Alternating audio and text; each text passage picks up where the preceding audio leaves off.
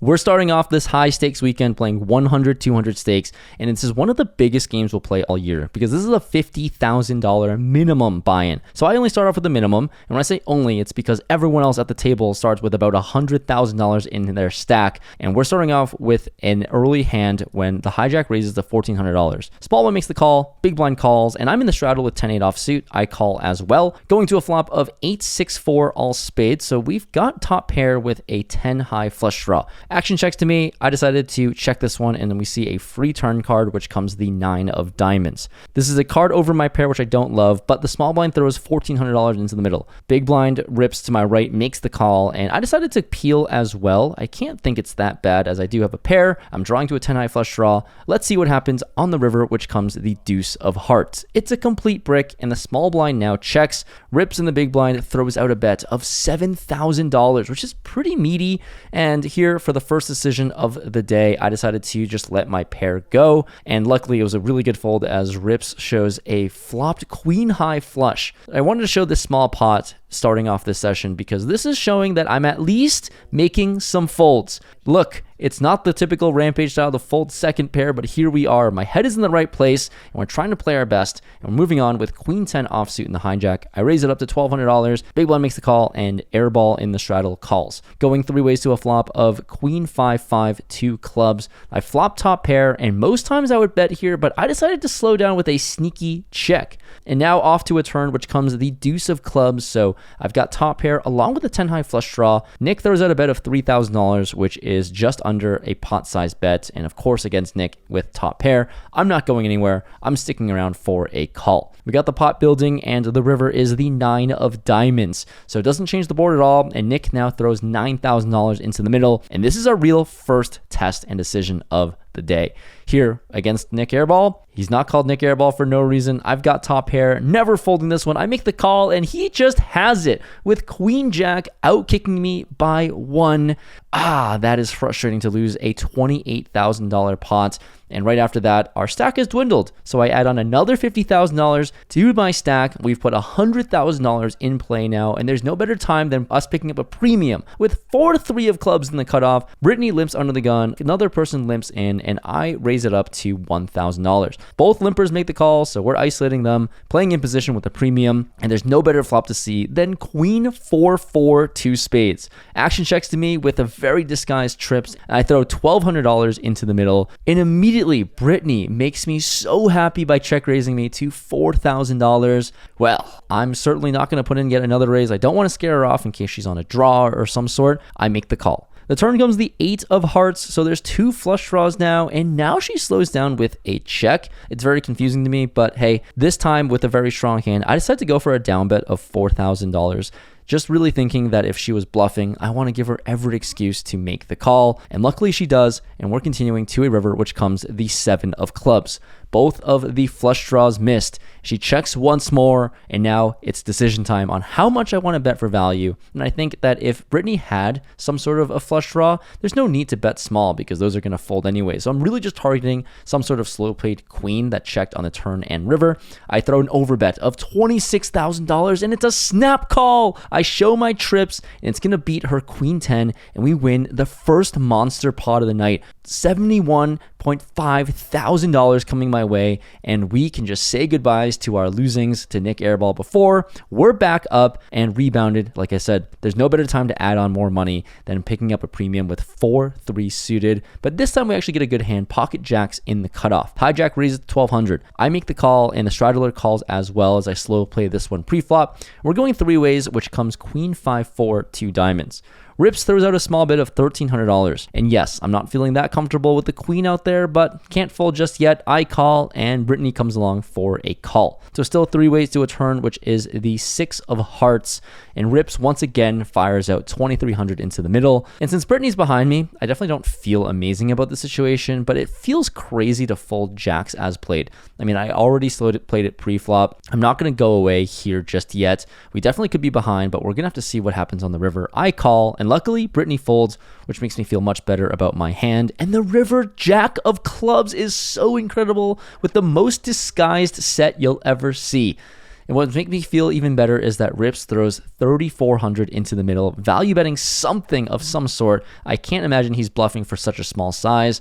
And this time I go for a meaty raise to $14,000. Can we get paid once again in back-to-back river spots? But when you look at Rip's hand, it's not that strong, and he ends up letting it go. We scoop another $30,000 pot, but this is a great sign to have all the chips pushed my way in the early goings. Seems like we're running hot, and we get into a dicey one. It's ace king offsuit in the small blind. The hijack throws out a bet of 2,300, and here in the small blind, I'm going to 3-bet to a larger sizing of $10,000, and my opponent goes all in for $41,000. I beat him to the pot, and here we go with ace king flipping against pocket eights. This pot just ballooned out of nowhere to be over $80,000. Isaac wants to run it twice, and we're going to go see 10 cards running out 2 full boards. The first flop doesn't come anything for us, but the turn ace seals the deal. Oh my goodness, is this the day we finally get the sun run hard? And the second flop is even better on an ace king queen flop. Pretty much have the stone cold nuts. We have to fade 2 outs on the turn and river, which comes so clean. And here we go. We are winning monster pot after monster pot. This one worth $82,000. And this is what dreams are made of, guys. I mean, we are sun running, and it feels like it's been a while since I've had a chance to win a lot of money on this live stream. But we're here for redemption, and we're here to make it all back, especially when we pick up ace king of diamonds once more. I'm in the cutoff this time, and Nick opens it up to 2,000. I'm playing in position of him, and I 3-bet to 7,000. Nick makes the call and heads up to a flop of queen 9-6 all diamonds. We flopped the stone cold nuts. This is incredible. Airball checks it over to me, and with my big cojones in my hands, I throw $5,000 in the middle. Pretty small bet. I want to bait him to raise me. I want to bait him to call with something weak, and he does exactly that by putting in chips. The turn is the king of spades now, and now the board's more connected, but who cares? I've got the nuts, and we're playing super deep stacked. So for that reason, when Nick checks, I decide to throw an overbet of $30,000 into the middle, but it's followed by a snap fold, so looks like he didn't have anything too strong, but once again, there's no better feeling. Flopping the nuts, playing deep stacked. And you know what's a better feeling? It's picking up aces in the straddle here. Brittany on the button raises to $4,000, and that's so much money. This is such great timing. So here with aces, how much do I want to make it? I make it $16,000. We're trying to get all the chips in the middle here, and Brittany is definitely not known to be folding pre-flop as she makes the call. Now we're going to a flop of Jack 5 deuce. The pot is already massive. And when I look at Brittany's stack, I think I'm just going to slow play this one and check. Put in a really sneaky one here, trying to bait Brittany to either bluff at it or just commit her stack here on the flop. And when she throws out $18,000, I am so excited. I look at the rest of her stack. It's only like $40,000 to $45,000 more from my perspective. So did Brittany really just put a third of her stack into fold? I don't think so. I'm betting on her having some sort of a pair, a draw. I'm all in, and it's a really bad read because you end up having nothing, just queen high and snap folds. But at least I made the check on the flop to get an extra $18,000 from her. But things could not be going better. And things culminate to this hand where I once again pick up ace king. How many times can I have such a premium hand? I'm in the hijack in the next spot, and I raise it up to $1,200. And Don in the small blinds had to 3-bet me to $6,200. And you would typically see someone like myself 4-bet this hand, but I've been noticing Don's play. We haven't played a hand against him, and that's for good reason because he hasn't actually played that many hands. So I make the call expecting him to be pretty strong here, and we can play in position when the flop comes 10-8-6. We've completely whiffed here, and now when Don throws 10,000 into the middle, I just believe him. I kind of just think he has a hand like jacks or queens or maybe even aces or kings, so for that reason I just let it go. And luckily it was a good fold as he had ace 10 flopping top pair, and we ended up rabbit hunting to see what the turn and rivers become, and no improvement for me. So it feels good to be making the right decisions, it feels good to be value betting correctly, and also making the good folds. Over 50% of you guys aren't subscribed, so let's make a deal. Click that subscribe button below and I won't punt off my stack. And you know things are just really going my way when I pick up ace king once more in the big blind. Hijack limps in and Nick on the button raises to 2,000. Since we're playing so deep now, I have so many chips in front of me, I decided to just slow play and call this one out of position. It's not the most fun hand to play out of position, especially against a dangerous opponent like Nick, and we get the under the gun straddle to call hijack calls. So multi-way to a flop, and it's easy decisions for us, hitting the flop of ace 9 deuce 2 spades. Action checks all the way around to Nick on the button. He fires out $6,000. Given it's multi-way and I'm out of position against everyone, I decided to just make the call. And this is where the hand gets dicey. Jack in the straddle takes his time and thinks about his decision, and I'm praying in my shoes, please raise, please raise. He does so exactly, making it $25,000. The hijack folds, and back onto Nick. He decides to make the call for $25,000. And what is going on here? This pot has ballooned into something spectacular. From just $8,000 on the flop turns into over $60,000 here. And now I've got a decision to make with top pair, top kicker, out of position. I throw a 3-bet now. I put in another raise to $65,000. I just feel like I have to isolate someone from this pot. Playing out of position feels really difficult with just one pair, and even though we're playing super monster deep against Nick, over $200,000 effective, let's gamble and hope to see what happens, because Jack now goes all in for $60,000, and action is back onto Nick. He's taking his time and thinks about his spot, and the longer he thinks, I'm just shaking in my boots. Look, is one pair, top kicker, really worth going all in for? This is a really difficult question to ask myself, because I don't know what I would do if Nick were to continue, if Nick were to go all in. I'm just confused, but he ends up making the fold. I get the same hand to fold, which I never expected him to have. And here we go. We're running it in this $153,000 pot. I get the chopped hand to fold, and I'm now up against an inferior flush draw. Jack says to run it one time, and here we go. Just seeing one turn and one river. They are a clean 7 of diamonds, and we just need to fade a spade. It's the deuce of hearts. We are so here for winning all the money. We are here to take every single dollar off the table, it seems like, because we can't lose. $153,000 pot is coming my way, and here we go with a stack of over $368,000 in front of me. I'm up over $250,000 as I bought in for $100,000 this game. If you told me earlier this morning when I woke up that I would win $250,000, I would be completely losing my mind, and that's exactly what I'm doing here as I scoop in the chips, add it to my stack. This is a dream. I've been running so bad over the past few months in cash games,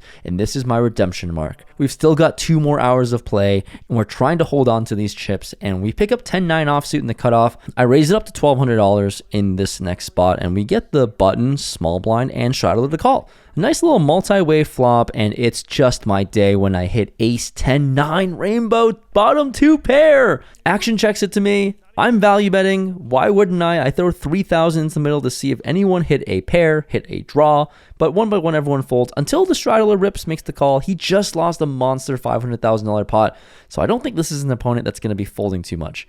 Onto the turn, and we hit a 9 for a full house. Oh my goodness. It does add a backdoor flush draw, which is interesting. And now Rips checks it to me once more. And sometimes here when I turn a full house, I'm going to check here. But like I said, to give you some context, Rips just lost a massive pot. He's steaming. This isn't the kind of person that's really going to be folding much. So let's throw $8,000 into the middle. I imagine he'll call with an ace. I imagine he might call with a 10. He might call with some draws as well. And for $8,000, my opponent isn't in the folding mood. He makes the call. The river now comes the 4 of hearts, a complete blank, and now once again, Rips checks it over to me. Now, if he had any of those draws that I mentioned, they're going to be folding for any dollar amount anyways. So let's just try to target an unfoldable hand like top pair perhaps. And I throw an overbet of $28,000, and oh my goodness, it's just a dream session. We get paid as he snap calls, and I scoop another $83,000 pot with a full house.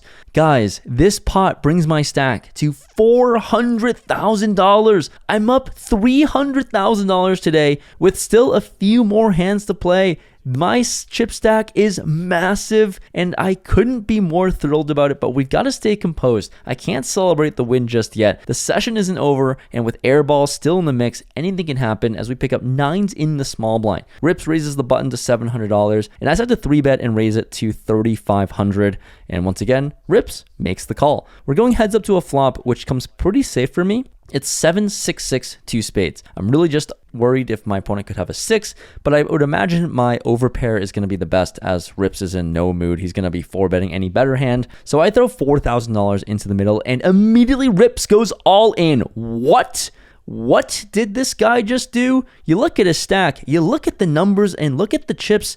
It's $108,000. And all of a sudden, I have a decision to make a call for over $200,000, but this is massive. This pot has like 7,000 in the middle, and suddenly it's ballooning to 200K. But look, I don't think any of this makes sense. Rips is here to gamble. He just lost a big pot and is tilted. We make the call, hoping we're flipping, and that's exactly what we're doing. My opponent has ace 10 of spades, 2 overcards with a nut flush draw, and suddenly for a $223,000 pot, let's sweat this out. It's a pure flip and a pure gamble. We're running it 2 times, and the first run out comes clean, ending with the 9. We end up rivering a full house, and off to the second run out, which comes clean on the turn, and then the last spade comes on the river. Oh, it's okay. I'm running too hot anyways, I guess. It is a painful one to swallow. On the last river card, we could have won all the money, but we split it with Rips. I do like him a lot, and it is poker. We end up chopping it, which is a very fair result given the equities that got in on the flop here. And for the last hand of the night, the graphics are a little wonky here, but I have 10-6 of diamonds in the small blind. I limp in, airball raises the big blind to 1,200, and I decide to 3-bet this one to 5,000. Airball never folding. He makes the call. I'm going to a flop of king, queen, 8 rainbow, and I decided to continue with a bet of $3,000, hoping for a fold because I've got 10 high, but Nick makes the call. The turn comes to 3 of spades, bringing in a backdoor flush draw, and I decided to check as I don't really want to blast off infinity dollars into what could be a strong hand, but I feel much better about it because Nick decides to check back, signifying that potentially he just doesn't have that strong of a hand. And the river jack of diamonds comes, and I think I'm going to utilize having a 10 in my hand as an advantage. Here, the graphics are wrong, but there's $16,000 into the middle, and I decided to go for an overbet of $20,000 now. I'm risking $20,000 when I'm up so much money here for the clips, for the memes, to bluff off one of the most unbluffable people in poker, and he thinks about it for a long time with just a pair of 8s.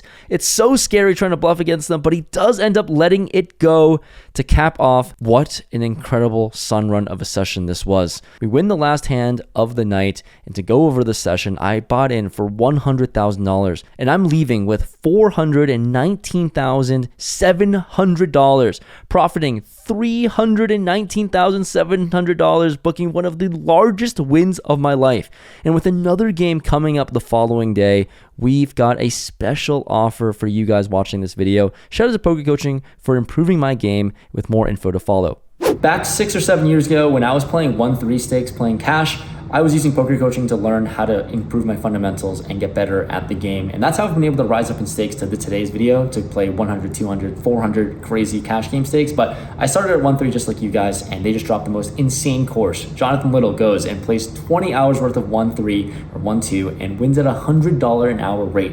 And this is applicable stuff. This is his genuine reactions and how he was able to respond to the variety of different players that happen, and just teaches you how to crush the games. It's exactly the kind of resource that I wish I had 7 years ago, but this brand new course just dropped. Click the link down in the description below. It has no fluff, all value, and it's something that I think you guys will really appreciate and take away from. So check it out in the link in the description below. And hopefully you guys get a lot of value like I did when I used Poker Coaching 7 years ago. Let's get back to running hot and winning this cash game session. Now we are back in the mix for game number 2 the following day. The blinds have decreased a bit as we're playing just 100, 100, 100 stakes with a max $200 straddle, but I buy in for $50,000 nonetheless, and we're getting involved right off the bat with airball raising to 300. A few people make the call, and I'm involved too with queen 9 of clubs in the small blind. Off to a flop multi-way of king 3 deuce 2 clubs. We flop the queen high flush draw, action checks to Isaac, who bets $1,200, and let's see if our sun run can continue onto this next day here. I make the call, hoping to hit a club, and it comes the queen of hearts. Well, I guess we got a pair in flush draw. That's not too bad either. I check it to Isaac, and he throws 3,000 into the middle, having improved my hand. We have a pretty strong draw as well. I'm never folding. I make the call. In the river now comes the queen of diamonds going runner trips is amazing. But the main issue is I just don't think Isaac's going to be value betting this river card. So I take the liberty and throw 7,000 into the middle. And Isaac with king 7 makes a really disciplined fold with top pair, which is actually quite impressive. I don't know how he folded this hand. I was hoping to get called by a king here, but nice fold by Isaac. Moving right along, we peel king queen offsuit in the cutoff. I raise up to $400, and our friend Cherish on the button decides to 3-bet us to 1,600. Never going to be folding king queen. We're going to see a flop, and it comes queen 10-9 rainbow. We flop top pair. We've got a decent kicker and a straight draw to go along with it. She throws $2,000 into the middle, and I'm going nowhere. I make the call. The turn, bink jack. It feels like this is another day for us. I check it over to her. She could have ace king, but I did improve to an unfoldable hand. She decides to check this back, so I definitely have the best hand here, and the river 4 comes. And now I'm deciding on how much to bet, because I'm definitely going to be value betting, and I decided to throw 2,000 out there. I want to bait in one pair of hands to either make the call or feel compelled to bluff, but Cherish makes a very disciplined fold with top pair, top kicker here in this spot, and it's a great start to the session, winning 2 of the biggest hands so far early on, which will set up very nicely in this next hand with the $200 straddle on. 2 players limp it over to the player in the small blind, and ace bumps it up to 1,500. And then I just peel aces in the big blind, baby. I 3-bet to 5,500 with the best hand in poker. Action folds all the way back around to ace, and it looks like we're going to play a big one as he makes the call. We're off to a flop of 9-5-3 rainbow, and this is just not a board that really connects with my opponent too much. So for that reason, I think I have the advantage. I throw $6,000 into the middle, and things just feel so nice when ace check raises me to $20,000. It's a big check raise. It's a big portion of my stack, and as I'm playing in position here, I decided to just slow play and see what happens on the turn. I make the call with the pot ballooning. The turn now comes the king of spades, which is really interesting, bringing a backdoor flush draw, and I just don't see how this king affects anything here in this spot. Ace decides to check and slow play or maybe give up or something. So for those reasons with aces, I want to get all the weakest hands in, maybe as a hand like pocket tens. I throw $10,000 into the middle for value, really hoping for a call. I really don't know what ace has very clearly, as you can see in the graphics, but he does come along for a call, and the river is the ace of spades. Little did I know how much I needed this card, but now I feel even more insane of having top set, even more confident of having it, obviously. So when ace checks, I take a little bit of time before announcing all in worth $23,000, and it's a snap call from ace, and to my surprise, the cards are revealed face up. The ultimate cooler, aces versus kings, in the most disgusting round ever, but it's justice for me, and it's more signs of more winnings as I double up in a massive pot to start the day. What's crazy about this game is that ace is also happy that I only had $50,000 to start in this game. That just shows how high stakes some of these players play. If they're just happy losing $50K into a cooler because it's just quote unquote a small stack. But here we go. With over $100,000 in my stack, we can do some serious damage here in following pots, especially in this next hand with the $200 straddle on. The cutoff raises to $700. The small blind calls, and now I'm in the big blind with ace deuce of spades, 3-betting it to 3,000. We're starting to ramp up the pressure. We've got a lot of chips to play with, but we get one opponent to make the call. Going to a flop of queen 8-5, 2 diamonds here. My opponent checks over to me, and I decided to just fire into the oblivion, hoping that I can just take down the pot right now. I throw $2,500 into the middle, and my opponent makes the call. Well, the turn is interesting in the 4 of spades, as now I pick up a straight draw with my nonsense ace high. So having picked up equity, my opponent checks, and I fire once again to $8,000, sizing up this time, hoping for a fold. Can he? No, not at all. Not with the hand as strong as his. He actually check raises me to $21,000, and I make a very quick fold. Even though I've been running really hot to start the second session here, it is my first misstep as I lose $14,000 back. These mistakes can get quite costly, but we've got a fun hand to play with ace 7 offsuit from the cutoff. I raise it up to $600, and we get the big blind and straddler moneymaker to make the call. What a special guest, by the way, to be able to play with Chris Moneymaker, the 2003 main event champion and responsible for the biggest poker boom in our industry. We're off to a flop of ace 7-8, and action checks it over to me. We flop top and bottom pair, so I throw $1,000 into the middle. We get one fold, but Moneymaker is hoping to make me some money by coming along with a call. We're off to a turn which comes a 3, a complete brick here, and once again he checks it over, and now with 2 pair we have very easy decisions. I throw $3,000 into the middle for value, and that's followed up by another call. Now we're going to a river, which comes an ace, giving us a full house. Oh my goodness. There's about $10,000 in the middle now. When Moneymaker checks once more, I look at a stack of about $25,000. What would I do here if I had a bluff? And what would I do here if I have the best hand? And what would I do here if my opponent just happens to have an ace, hopefully? I'm trying to go for all of it. And that's what I'm going to do by overbet jamming $25,000 into the middle, putting him all in. Let's hope that he can take those 2003 main event earnings and just ship it over to us. You know, I'm just a vlogger trying to make it. I did sun run this last session and hoping to sun run this one as well, but looks like this all-in has confused him, because typically if you have just a pair of 8s and no kicker, you would fold this hand.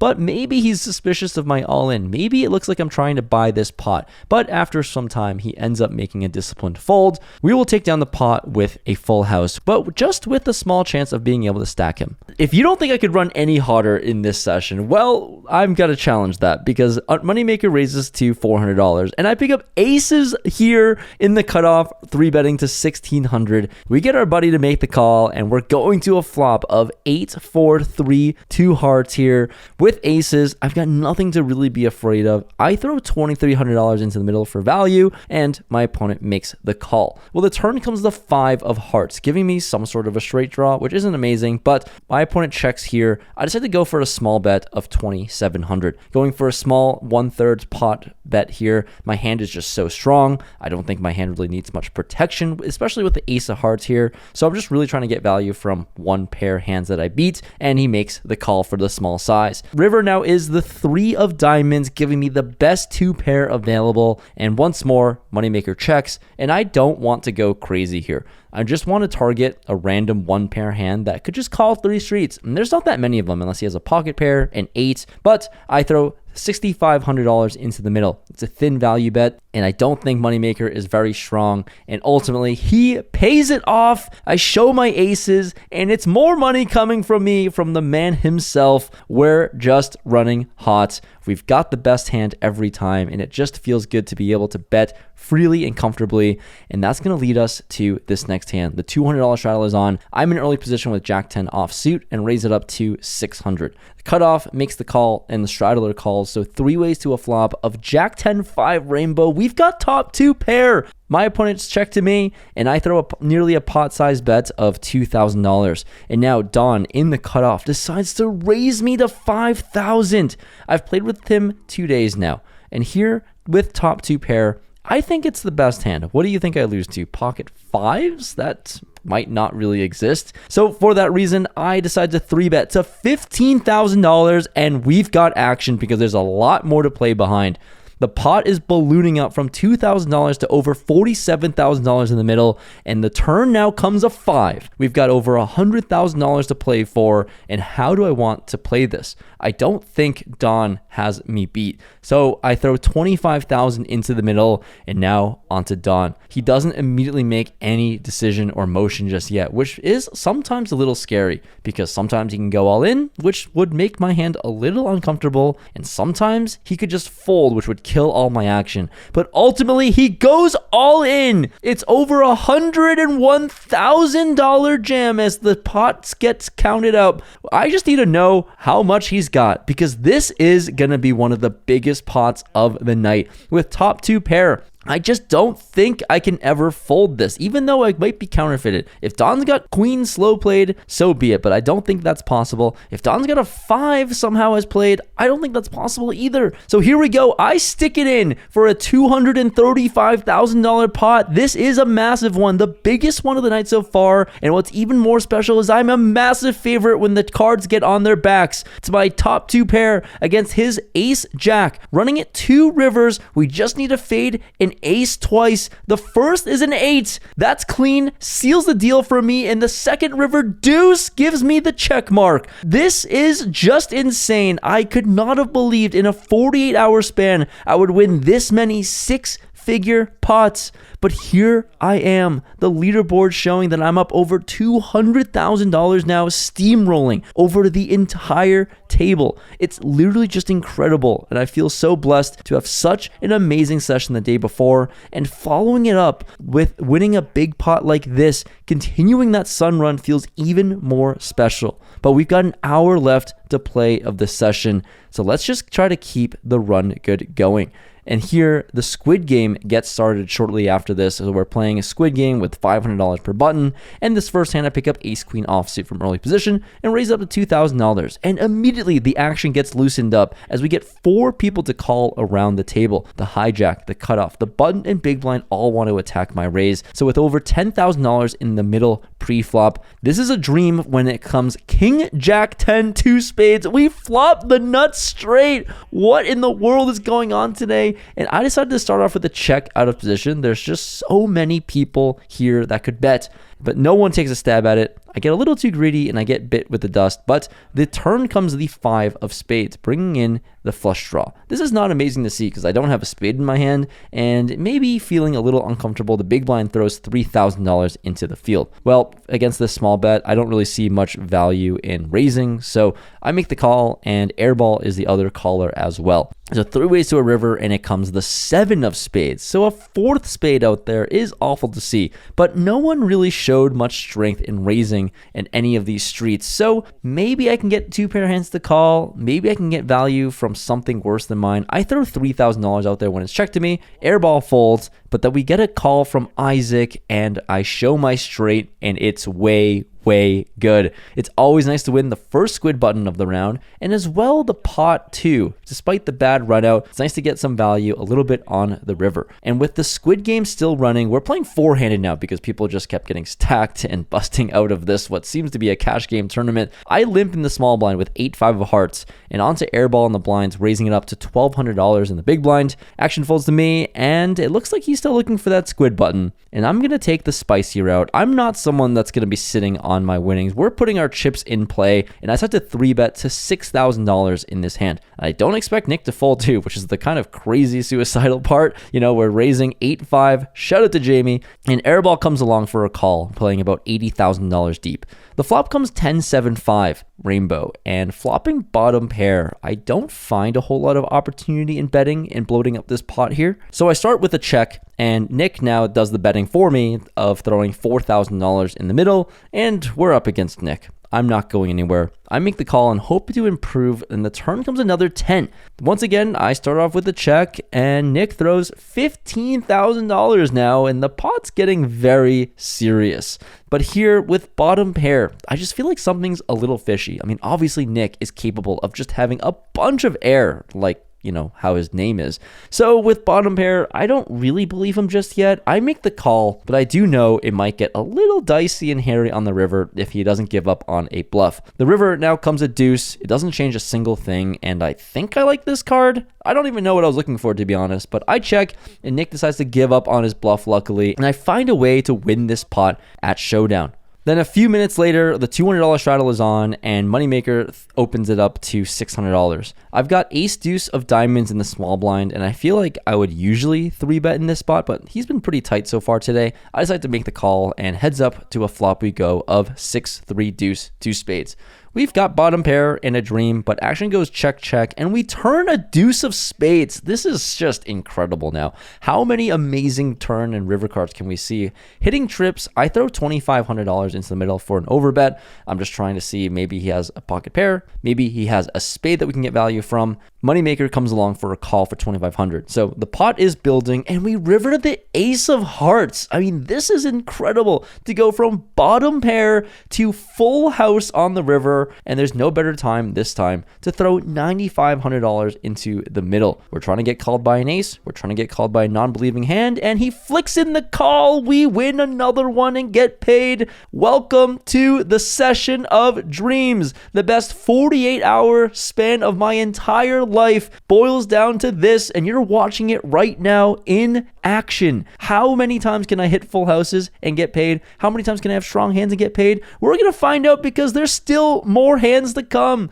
With king queen offsuit, I'm on the button and I raise it up to $1,200. Nick in the small blind decides to 3-bet to $6,000, and we've got king queen, we've got position. Let's just flick it in. What's the worst that could possibly happen? And when the flop comes king 10-10, what's the worst that could happen is that I can flop top pair and maybe win another monster pot, because that's just how everything's trending.